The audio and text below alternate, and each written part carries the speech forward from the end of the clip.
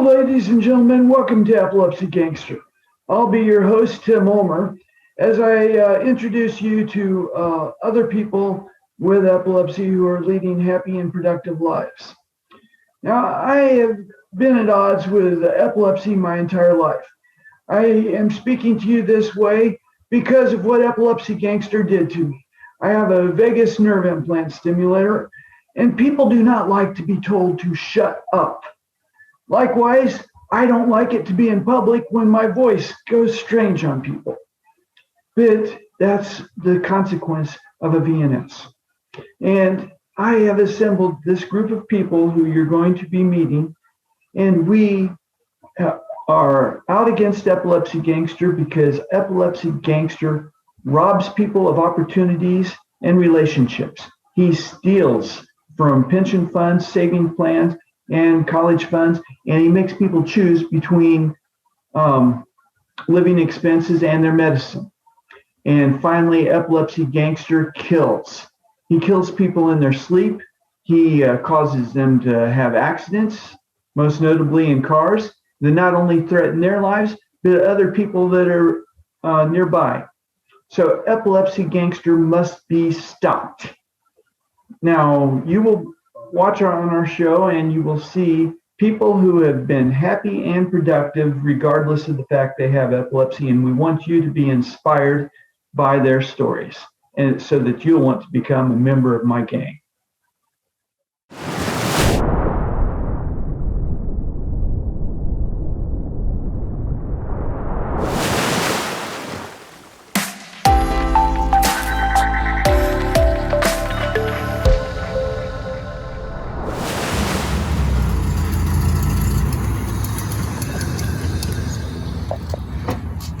You love the entrance. I know I did. Well, it takes entrance to get back into whatever your new normal is going to be. So I want to talk to you about tools to get back into and discovering what a new normal is once you discover that there is a normal. Again, what you've been described back as having a seizure disorder, whatever epilepsy means to you in your life. Epilepsy doesn't happen to a person, it happens really to a family. Well, I have a great family and I have great friends. The lessons that I had to learn for me was, instead of being the doer, I had to become an acceptor. To accept help, they needed to know what I needed. Part of it for me was learning how to accept the help and not feel overparented. So what I tell you as an adult, number one is accept the help, but also know how to tell them when I think I've got this.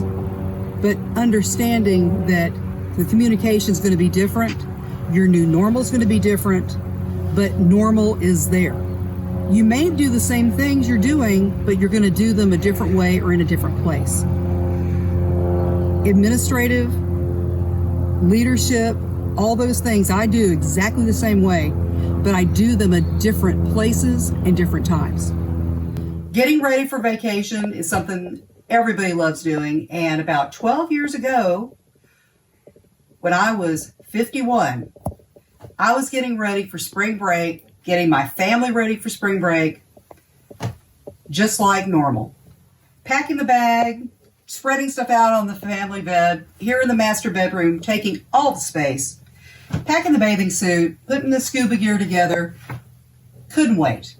I'm a high school administrator, special education, love the kids, can't wait to get away, can't wait to get back. Have my specialist degree, very happy, love what I do.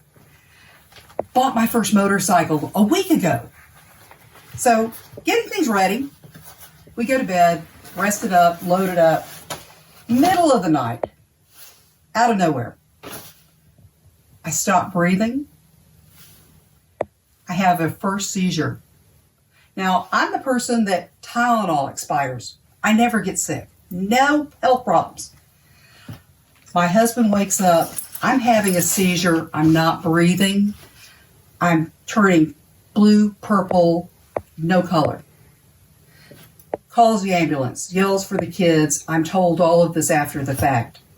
I'm in the hospital. I wake up. They feel that I stop breathing. I have obstructions, obstructive apnea. The neurologist checks me over. They send me home. I get all of these different examinations by specialists. 3 months later, in the middle of a graduate school class for my specialist, I have another one in the middle of nowhere. I wake up in the ambulance. Instead of being scared, I say, "What? I was in class." Because I don't quit. I'm the one who takes care of other people. I solve problems. And for those of you that are problem solvers and you're doers, some of you, that's the hardest part of having a seizure or dealing with epilepsy, is that transition, because the new normal that you have to find for yourself involves a transition, and that's the way it is.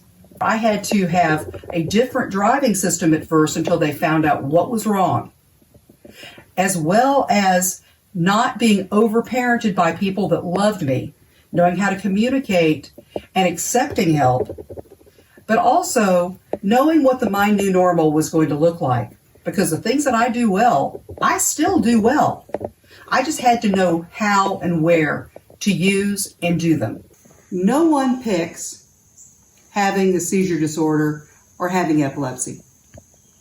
Whether you start as a young child having seizures, or like myself, out of nowhere as an adult, when you receive a diagnosis from somewhere at a hospital, across a desk, from a physician, you have to think, is that me? Well, when it is you and you get the information, you have to go back and assimilate. You have to think about it, and then you go, what does that mean to me? What does that mean to my family and my lifestyle?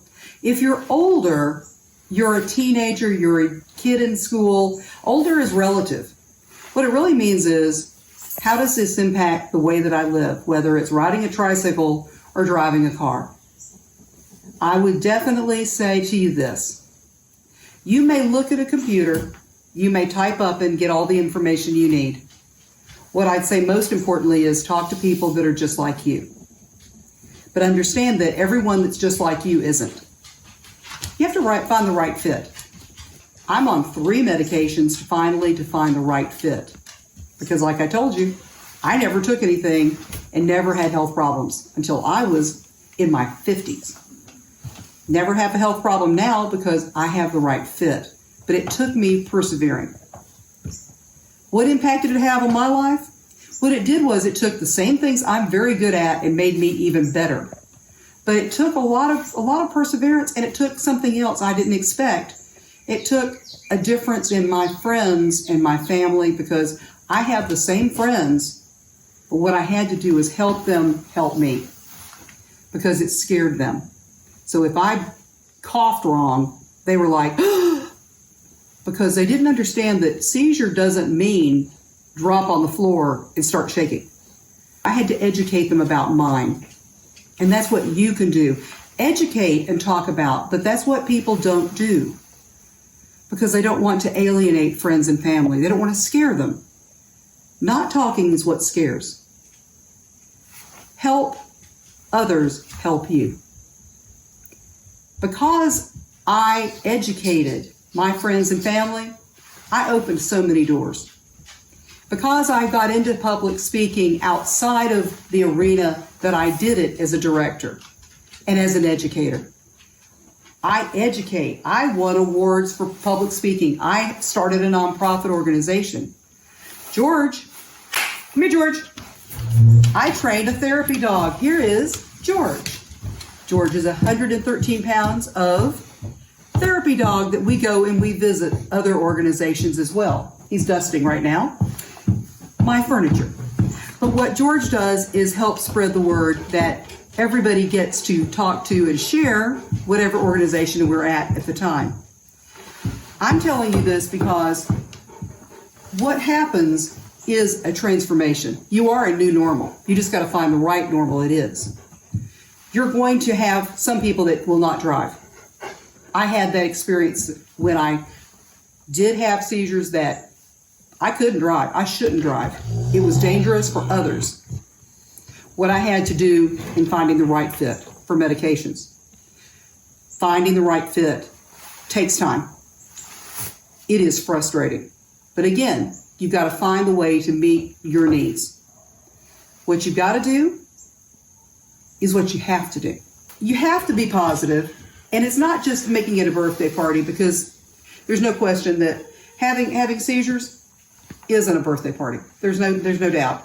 And I'm not going to say to you, go look it up on the web and it'll be okay. It isn't going to be okay. It will be what it is, and it'll be what you make it. The fact of the matter is that in the future, you can build on the strengths, explore and expand. You're going to get to find the positives, but the positives aren't going to jump out at you. What you can do is get your resources together. Right now, what I've done is I've gotten George, and again, he's a therapy dog for me to work out with. He isn't someone, he's not a seizure dog. He's not a personal assistant. He doesn't do things for me. What I've been able to do is utilize him for what I used to do professionally and still do now professionally. You take what you did if you cannot no longer work in the area of your expertise, but you take it in a different place. What does the future hold? Well, right now, it's looking good. What have I been doing? Looks great too. What I share with you is this. Everything goes up from the bottom. If you're feeling discouraged, I will guarantee you're going to feel discouraged again. But the more you know, the shorter the time is when you hit, because then you bounce. There's a lot of things that you're going to learn and a lot of things there is to find out.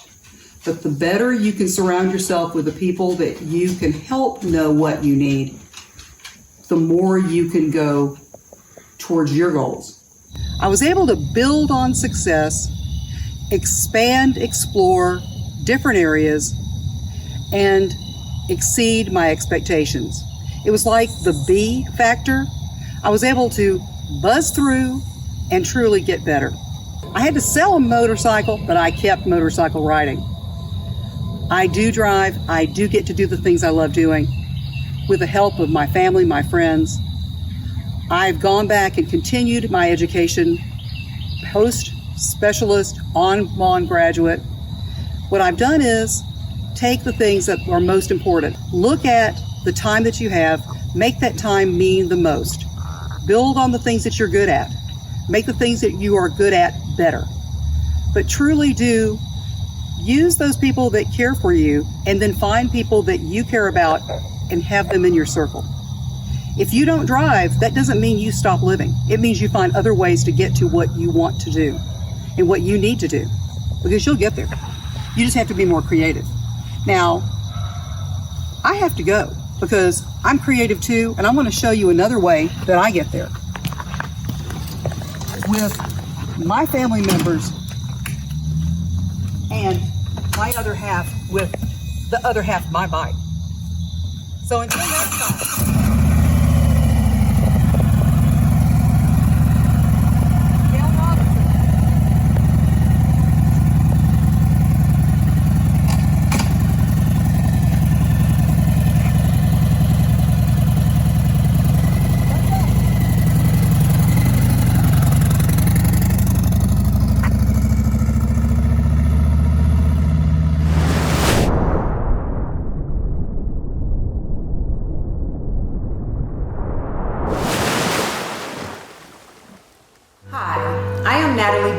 And I am one of the many survivors living with epilepsy. My life has been filled with many ups and downs. It's just a part of life. I am proud of the person that I am becoming, and as I stand in the face of this relentless disorder called epilepsy, I want you all to know that I am me. Tim always knew the world was made of different people, the idea of serving others, and loving the United States. Epilepsy made that difficult his entire life, particularly in keeping him out of the Navy. After several failures, the chance came to teach English in communist China. Going to the Chinese university, he was the first foreigner most had met, and he became their only American friend. Everyone discovered that people shouldn't base their friendships solely on nationalities. I was glad to answer their questions because for the first time in my life, I saw that God had a mission for me. I became proud of my epilepsy, and I realized that I was serving on a mission for my country's image that was bigger than anything I'd imagined as a kid. At the same time, I was serving God. Read the ebook, Involuntary Mission in China with a Thorn in the Flesh, to learn about Tim's struggles and discoveries. Ebook available on Amazon.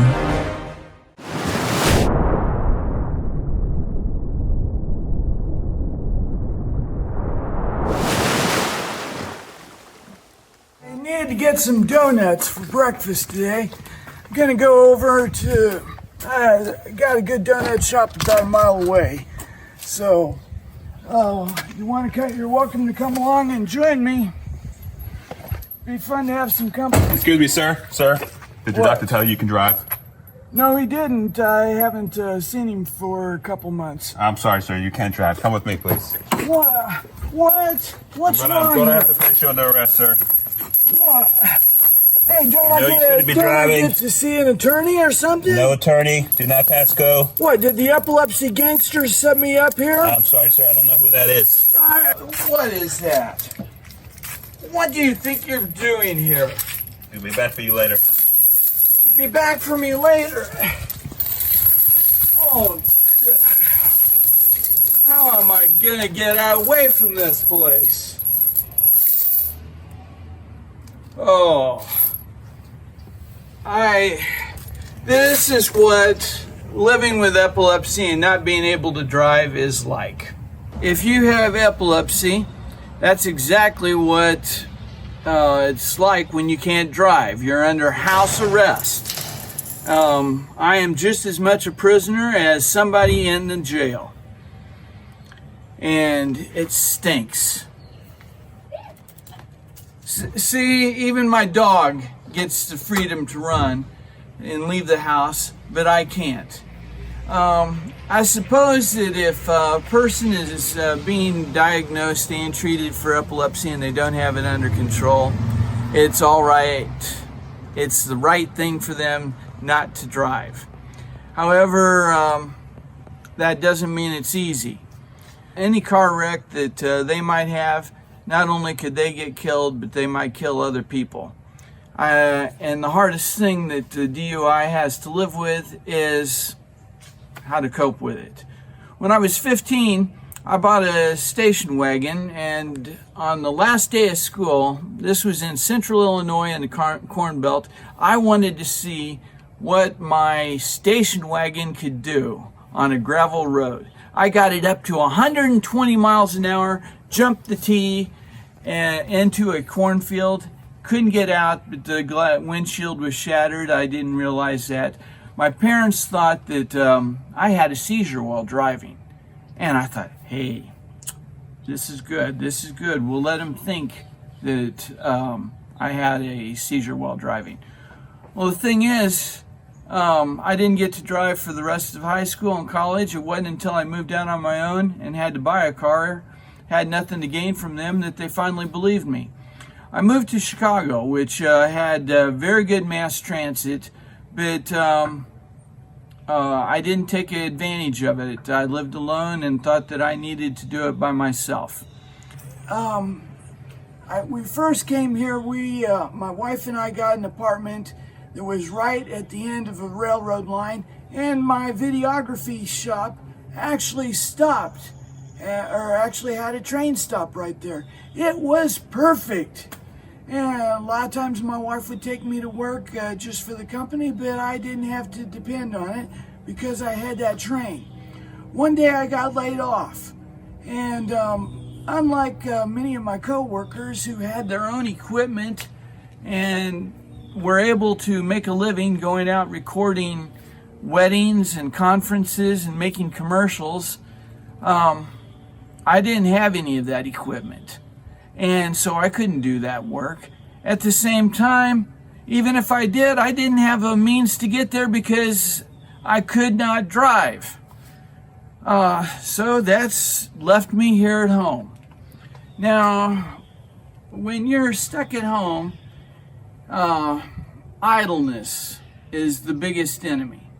That's when the epilepsy gangster can really mess you up, because you'll be depressed. You don't know if it's the depression caused by the epilepsy or the side effect of your medication. It's going to make you more clumsy. You're going to be bored with life, and it's going to make you angry and grumpy when the people you love are home and around you.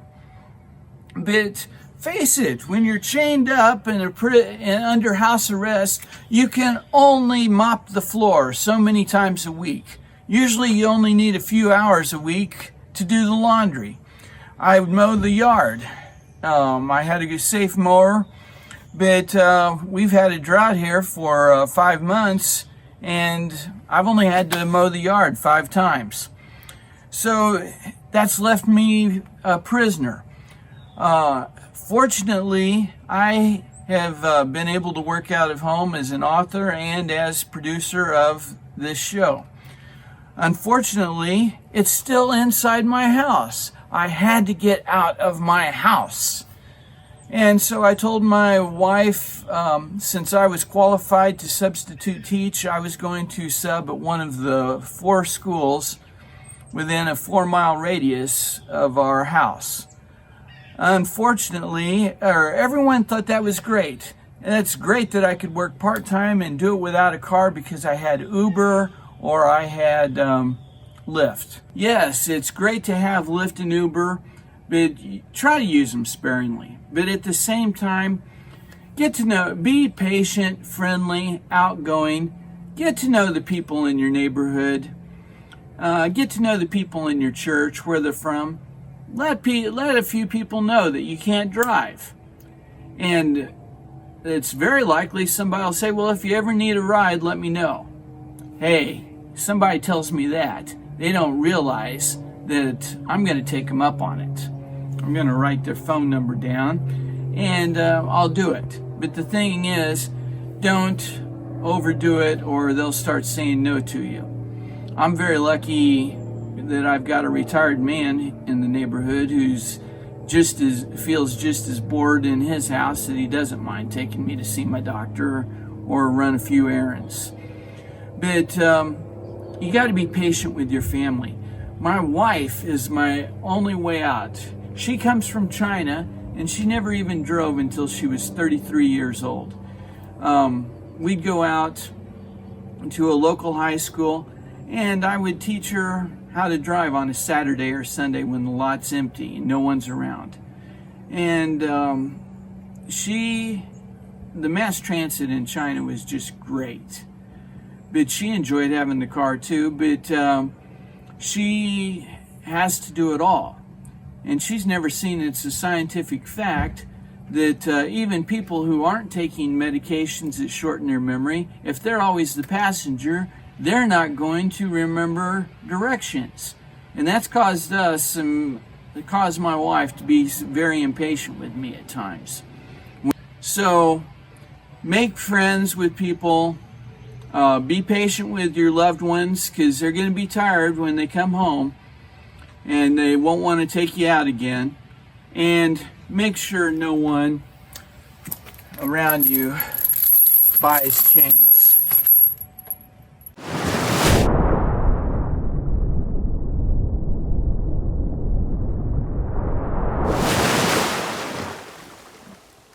The Defeating Epilepsy Foundation is a nonprofit organization dedicated to helping those battling epilepsy.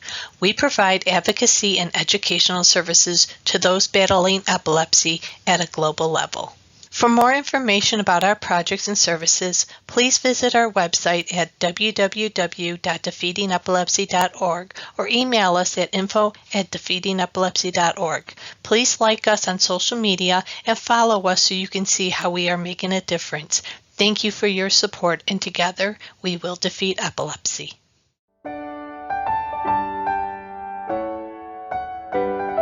I want you to know that you are not alone. And I was scared to go home because I didn't know what to expect at home. And I knew we had stairs everywhere at home to get in the house, both sides of the house.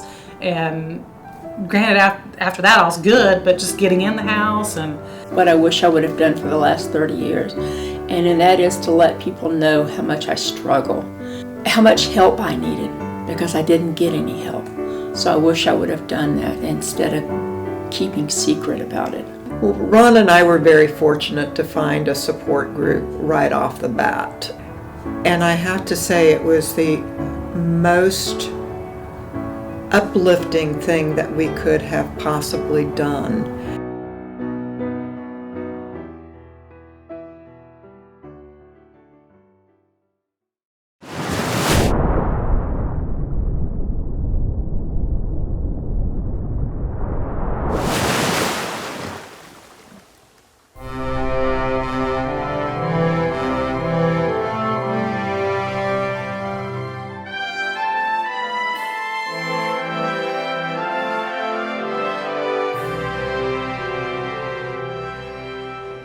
This remarkable woman led approximately 300 slaves to freedom through the Underground Railroad. She sustained a traumatic brain injury after being struck in the head with a heavy metal weight, thrown by an overseer attacking a fugitive slave. Sustaining a fractured skull, she dealt with headaches, narcolepsy, vivid dreams, and hallucinations. Despite her injury, she worked with many abolitionists such as Frederick Douglass, Thomas Garrett, and Martha Coffin Wright. During the Civil War, she worked as a nurse, cook, and laundress. She became head of an espionage and scout network for the Union Army, providing information to commanders about the Confederate Army's supply routes, and she helped bring slaves to freedom. After the Civil War, she continued to help others, even as her health conditions made it harder to. She had brain surgery to alleviate her symptoms, but was unsuccessful. She was cared for until 1913 when she passed from pneumonia. This remarkable woman was Harriet Tubman.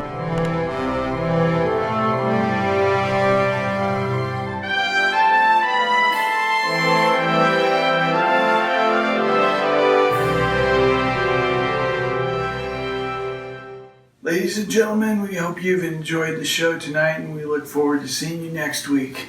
And Epilepsy Gangster, just know that your time is up.